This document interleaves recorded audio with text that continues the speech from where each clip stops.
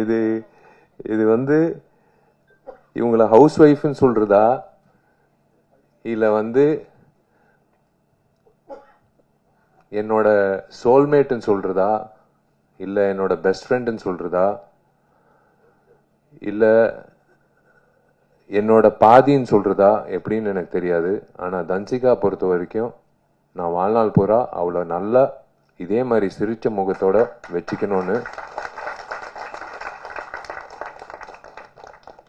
நான் இந்த பில்டிங் முடிச்ச உடனே அடுத்த ஒரு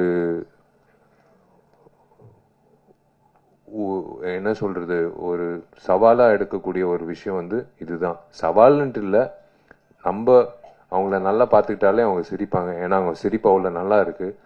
சிரிக்கலைன்னா தான் எனக்கு ஒரு மாதிரி இருக்கும். அவள் எப்போ சிரித்தாலும் எனக்கு ரொம்ப சந்தோஷமா இருக்கும். She's got lovely friends. ஒரு you are judged by your ஃப்ரெண்ட்ஸ்ன்னு சொல்லுவாங்க எப்பவுமே ஒரு ஒரு ஒரு நபர். She's got lovely friends. எனக்கு எனக்கு பொறாமையாக இருக்கும் அவள் ஃப்ரெண்ட்ஸை பற்றி சொல்லும்போது. தோ உக்காந்துட்டு இருக்கு கமுக்கமாக ஒரு பொண்ணு, திவ்யான்ட்டு. விஜய் இருக்கான் என்கிட்ட, உதய் இருக்காப்புல, எல்லாரும் இருக்காங்க. இவங்கெல்லாம் வந்து ஒரு ஒரு சந்தோஷமான காலத்தில் இருக்கிறதெல்லாம் ஃப்ரெண்ட்ஸு ஓகேங்க, அதெல்லாம் வேற விஷயம். கஷ்ட காலத்தில் தூக்கி நிப்பாட்டி வா தட்டி கொடுத்து நீ எந்திரிச்சு வா, ஒன்றும் பிரச்சனை இல்லை, வா பார்த்துக்கலாம், எல்லாமே பார்த்துக்கலாம் அப்படின்னு சொல்லி getting back that person on their feet ஒரு ஆஸ்கர் அவார்டுக்கு சமம். நான் ஓப்பனாக சொல்கிறேன். இது வந்து எனக்கு இந்த மாதிரி ஃப்ரெண்ட்ஸு இருக்காங்க. நான் அதனால தான் சொல்கிறேன். எனக்கு வந்து நான் சோர்வடையும் போது என் ஃப்ரெண்ட்ஸு எனக்கு என்ன, ஜாமி இருக்கான், ஒருத்தர் இருக்கான், கார்த்திக் இருக்கான். அவங்க 2 பேர் வந்து மச்சி. நாங்கெல்லாம் காலேஜ் ஸ்டூடெண்ட்ஸ் மாதிரி தான் நாங்கள் வந்து எங்களை நாங்கள் பார்த்துக்கிறோம். நாங்கெல்லாம் நடிகர்கள். என்ன மச்சான் உன் படம் ஃப்ளாப் ஆச்சாமே அப்படின்னு ஒரு நாள் கூட சொன்னதில்லை. மச்சான் உன் படம் சூப்பர் ஹிட்ரா அப்படின்னு ஒரு நாள் கூட சொன்னதில்லை.